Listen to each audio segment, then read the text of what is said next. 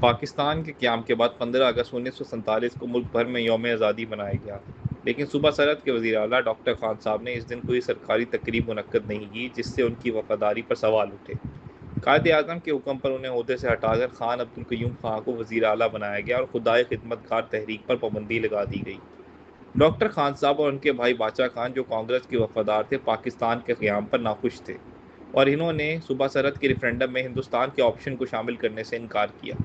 خدائی خدمت گار تحریک نے پختونستان کا مسئلہ اٹھایا، جس سے افغانستان، ہندوستان اور سوویت یونین کی حمایت حاصل تھی، اور یہ ممالک پاکستان کو تسلیم کرنے سے انکار کر گئے تھے۔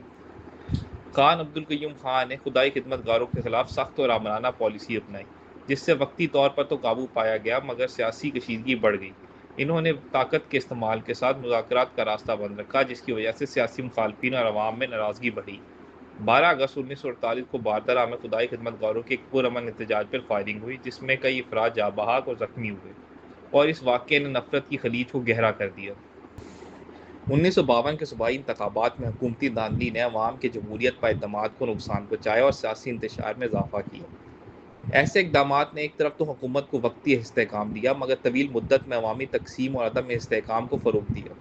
اس سارے بحران میں ایک بڑا نقصان یہ ہوا کہ عوام کا سیاسی شعور مانند پڑنے لگا اور عوامی نمائندگی کے اداروں پر سوالات اٹھنے لگے۔ اگر خان عبدالقیوم خان نے طاقت کے استعمال کے ساتھ مذاکرات اور مفاہمت کو بھی جگہ دی ہوتی تو صوبہ سرحد میں سیاسی اتحاد اور امن کا قیام ممکن تھا۔ یہ تاریخی تجربہ ہمیں سکھاتا ہے کہ طاقت کا استعمال اگر مذاکرات اور سمجھوتے کے بغیر ہو تو قوموں کو نقصان پہنچتا ہے۔